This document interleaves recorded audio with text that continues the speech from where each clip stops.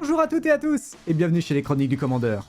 Nouvelle extension sort bientôt, et c'est l'occasion de voir ensemble les cartes qui me semblent le plus intéressantes pour notre format favori. Je suis Ragun, et voici mon top des cartes non légendaires de la guerre fratricide pour le Commandeur.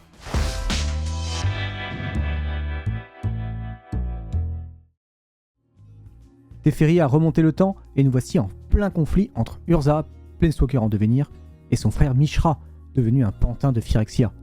L'occasion également de retrouver de nombreuses cartes iconiques de l'histoire de Magic, dont nous parlerons dans la prochaine vidéo, qui sera consacrée aux généraux de cette extension. Parmi les rééditions, Wizards en a profité pour créer un cycle de cartes liées à leur identité de couleur, et certaines sont vraiment honnêtes, je dois dire. Mention spéciale à la carte blanche qui donne une arme supplémentaire au jeu mono blanc et bicolore blanc, avec ce petit sort d'exil un peu situationnel, mais fort utile.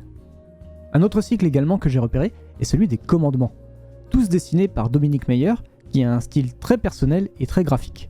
Les commandements de Lorwyn avaient d'ailleurs eux aussi un style très particulier, qui ressortait beaucoup par rapport aux autres cartes de l'extension. Ces nouveaux commandements sont tous très intéressants, et je pense notamment que le blanc et le vert seront joués dans pas mal de jeux pouvant se le permettre. Les deux ayant la capacité d'aller chercher des terrains pour nous accélérer, et le moyen de se protéger en créant des jetons. Reste la réédition du Diabolique Dessin, un tutor noir extrêmement joué en format commandeur et qui commençait à coûter un petit peu cher pour les nouveaux joueurs. Wizards corrige le tir en le rééditant avec une image et un texte d'ambiance qui en jette sacrément, je trouve. Je pense avoir terminé avec les rééditions et autres cycles de l'extension, et avant de regarder le reste des cartes par couleur, je vous invite à vous abonner à la chaîne et à activer la cloche si ce n'est pas déjà fait, cela nous aide énormément. N'hésitez pas non plus à lâcher le pouce bleu et à partager la vidéo si elle vous plaît. Et bien sûr, vous pouvez nous suivre sur les réseaux sociaux, Facebook et Twitter, ou encore nous rejoindre sur le Discord pour discuter avec nous de l'édition, des ajouts que vous avez prévus pour vos decks, ou encore plein d'autres choses. Et c'est parti pour le blanc, avec comme d'habitude chez Wizards, une forte volonté de booster cette couleur. Il faut dire qu'elle est un petit peu bâtarde dans le cycle actuellement, avec tellement de possibilités qu'on ne sait plus très bien à quoi s'en tenir. Une excellente carte peu commune que j'ai retenue est le Sillage de la Calamité, une carte incontournable si vous aimez la bagarre en 2DH compétitif, ou si vos adversaires jouent un petit peu trop souvent combo. La carte est évidemment très intéressante quand c'est à notre tour de jouer pour remporter la partie, mais faites attention, car vous aussi vous ne pourrez lancer aucun sort non créature à ce moment-là. Du côté des rares et mythiques, on peut y trouver des jolies choses comme Loran de la 3ème voie, une carte légendaire un petit peu faible en tant que commandant, mais qui propose de la pioche et une gestion d'artefacts ou d'enchantements. Je pense malgré tout qu'on la préférera dans les 99, et encore plus dans les jeux à base de créatures légendaires. L'accueil de Tokasia est très sympathique également. On ne piochera malheureusement qu'une seule fois par tour, mais les joueurs de jeu Blink seront ravis de ce petit enchantement qui ne paye pas de mine au premier abord, mais qui, sur le long terme, vous fera piocher un bon nombre de cartes si vous arrivez à la placer tôt dans la partie. L'érudit des Nouveaux Horizons, une 1-1 pour 2 avec un marqueur +1/+1, qui va vous permettre d'aller chercher des terrains depuis votre bibliothèque. Gros plus, si vous êtes en retard sur vos adversaires, vos terrains arriveront directement en jeu engagé. La carte est idéale dans un jeu jouant avec des compteurs, mais le fait qu'elle arrive elle-même avec un marqueur la rend jouable dans n'importe quel deck. Bonus non négligeable, la plaine que l'érudit va chercher peut être une plaine de base, ou non base pour vos jeux bicolores, voire tricolores. Enfin, j'avais envie de parler du disciple de Kaeleus Nin, une créature un peu chère il est vrai, 3-4 pour 5 sans capacité d'évasion, mais qui va mettre un terme définitif aux joueurs friands de la carte protection de Teferi. Un adversaire a lancé un sort de gestion, et un autre s'est senti plus malin en jouant la protection, et paf! Je pose mon disciple, et j'élimine virtuellement un de mes adversaires. La carte est très violente, mais très faible également, donc soyez assurés d'avoir une ascendance politique sur la table pour ne pas voir le sorcier disparaître trop vite. On passe au bleu, et là aussi je retiens plusieurs cartes. La fission de la lithoforce, qui est un peu rude à payer avec son coût additionnel, mais qui va accélérer agréablement notre base de mana et nous faire piocher une carte supplémentaire. Un cantrip un peu cher, mais qui peut briller dans des jeux artefacts bleus. La leçon sévère est très intéressante également. Même type et même coût que la fission de la lithoforce, vous allez cette fois-ci ne produire qu'une seule lithoforce et vous défausser d'une carte également. Une contrainte qui peut se révéler un bel avantage si vous avez Urza, prodige de lithoforce en jeu, qui vous donnera un second jeton artefact si vous vous êtes défaussé d'un artefact justement. Comme Loran de la 3ème voie, la carte pourrait se retrouver en zone de commandement, mais on l'aimerait tout aussi bien dans les 99 pour ses capacités agréables, mais un petit peu faibles en tant que général d'un deck artefact. Si vous aimez jouer tout seul dans votre coin avec des tours supplémentaires, vous allez apprécier l'intermédiaire ésotérique, un artefact versatile qui peut soit vous faire rejouer des cantrips, soit vous faire jouer des tours supplémentaires coûtant entre 5 et 7 mana. A noter que dans un jeu à base de banc pouvant blinker facilement des créatures, Si vous jouez l'intermédiaire pour son coût de prototype et que vous le blinkez, il reviendra en tant que 4-3 avec un coût de mana de 7. Je termine avec le bleu en citant En harmonie avec le multivers, un enchantement au coût de mana conséquent, presque impossible à jouer, mais qui, s'il n'est pas géré, vous donnera la victoire assez rapidement tant le card advantage qu'elle propose est monstrueux. Les adorateurs du foil seront, j'en suis sûr, très contents de se la procurer, tant cette mythique est magnifique. Power level également très élevé en noir, avec le consécrateur gargouillant, une 1-3 vol pour 3 qui va se booster régulièrement et que vous ne serez pas déçu de voir mourir, puisqu'elle va faire revenir une créature sur votre champ de bataille. Plutôt axé bleu-noir ou rouge-noir, la carte me semble être un bon compromis pour les decks souhaitant avoir des créatures bloqueuses, mais qui peuvent aussi faire des choses en mourant. De très jolis rares sont également disponibles, avec la passation fatidique, un rituel très rigolo qui va vous faire piocher un certain nombre de cartes en fonction du coût de mana de l'artefact ou de la créature que vous allez cibler, pour ensuite donner ce permanent à l'un de vos adversaires. Il y a énormément de cartes dans l'histoire de Magic que vous serez heureux de donner à un adversaire justement, et Wizards nous a déjà proposé des généraux comme John Irenicus, qui accueillera cette carte avec grand plaisir. J'aime beaucoup également le marionnettiste Jixien, qui possède des stacks très corrects, en plus d'avoir 2 capacités très utiles. Elle rappelle évidemment le consécrateur gargouillant, mais à la différence de la petite horreur, celui-ci subira plus facilement les foudres de vos adversaires, car personne n'aime que l'on touche à ses points de vie. La carte terminera sans souci les parties, soit en éliminant vos adversaires, soit en vous redonnant suffisamment de points de vie pour éviter de succomber aux attaques de votre table. Issu des packs Commander, la destruction de Thérysiar est un fabuleux anti-créature dans vos jeux artefacts noirs. Jouable à n'importe quel moment de la partie, elle a le bon goût de vous fournir des lithoforces si vous avez trop de mana à dépenser au moment où vous la jouez. Je trouve cette gestion très esthétique, car d'une certaine manière, le tour que vous perdez en gérant la table, vous allez le récupérer en ayant fait arriver 1, 2, voire 3 artefacts à mana pour les utiliser à votre prochain tour justement. Encore une fois, le rouge est un petit peu à la traîne dans cette extension. Ça c'est ce que j'aurais dit d'habitude, mais là on est plutôt gâté pour le coup. Mishra, prodige excavateur, va nous faire gagner du mana à chaque fois que l'on va se défausser d'un artefact à chaque tour. De quoi alimenter pas mal de capacités au besoin, ou d'accélérer nos sorties à notre prochain tour. Du côté des rares, je retiens la petite Vrasse rouge, fin de la fraternité.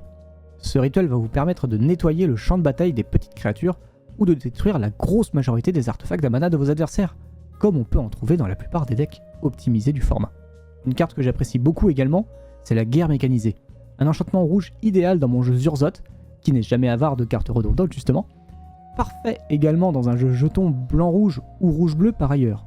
Je pense que cette carte trouvera sa place dans de nombreux decks Commander. La guerre fratricide, l'unique saga de l'extension qui relate l'histoire des 2 frères. La carte est superbe, peu chère, elle va vous fournir du mana pour jouer vos artefacts, faire affronter 2 adversaires entre eux, et enfin infliger de lourds dégâts à 2 cibles de votre choix.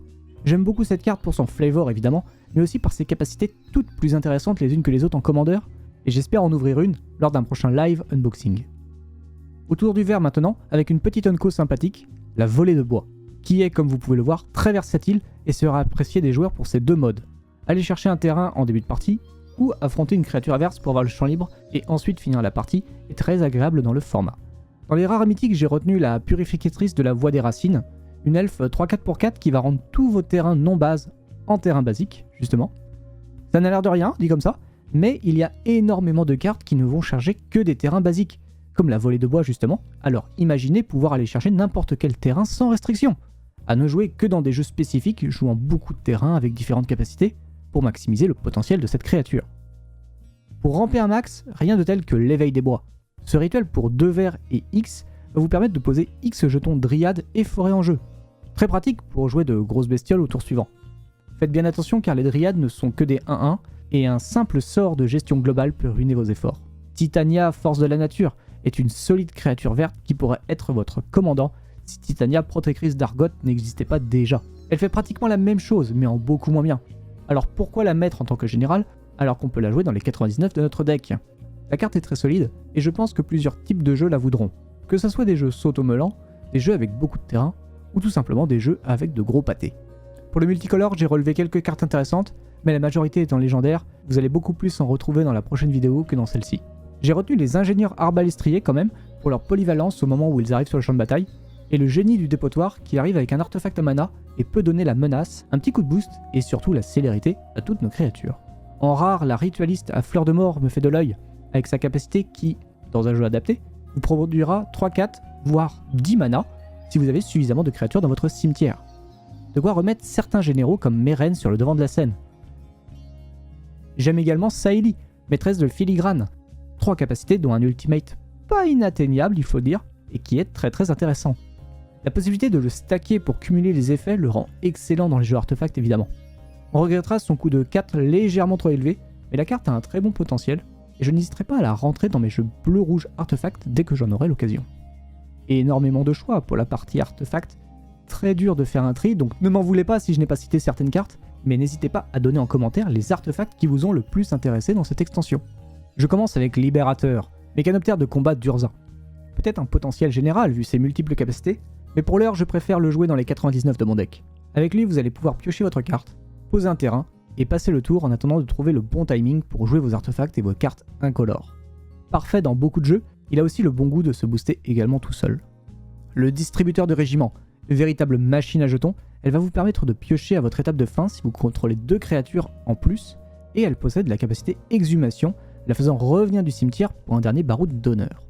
J'aime beaucoup la carte avec sa solide défense, qui va vous permettre de bloquer pas mal de choses sur le terrain, tout en produisant régulièrement des soldats dès que vous en aurez l'occasion. Un peu dans le même style, je retiens l'atelier de mécanoptère, qui ne vous fera piocher que si une créature artefact meurt. Un peu moins forte que le distributeur, car elle est obligée de s'engager pour produire un jeton, mais celui-ci aura le vol, ce qui, en fonction des circonstances, pourrait être bien meilleur qu'un simple soldat. J'ai également retenu l'armure énergétique Tran, qui va vous permettre de booster considérablement une créature équipée, en plus de lui donner la protection Parade 2. Je termine avec les terrains de l'extension, et bien que le cycle des Painlands soit enfin complété, je relève notamment le site de fouille de Tokasia, qui va vous permettre de filtrer le dessus de votre bibliothèque. Très utile en fin de partie pour éviter de piocher des terrains devenus un peu trop gênants. La salle de Taxine, qui va vous permettre de générer lentement mais sûrement des lithoforces pour jouer de gros sorts dans les tours à venir. Et enfin l'atelier d'Urza. Beaucoup moins bon que celui de Mishra par ailleurs, il n'en est pas moins très intéressant. Le type terrain d'Urza n'est pas très répandu dans Magic, mais peut-être à l'avenir l'atelier d'Urza deviendra aussi fort que celui de son frère. Et voilà, j'en ai terminé avec les cartes non légendaires de l'extension La Guerre Fratricide. J'ai laissé de côté énormément de cartes, je le reconnais. N'hésitez pas en commentaire à me partager votre impression de l'extension et venir également en parler sur le Discord de la chaîne. On se retrouvera semaine prochaine pour la suite et fin de ce top qui sera consacré cette fois-ci aux généraux de l'extension. D'ici là, je vous fais de très gros bisous et je vous dis à très bientôt chez les Chroniques du Commandeur. Bye bye à tous!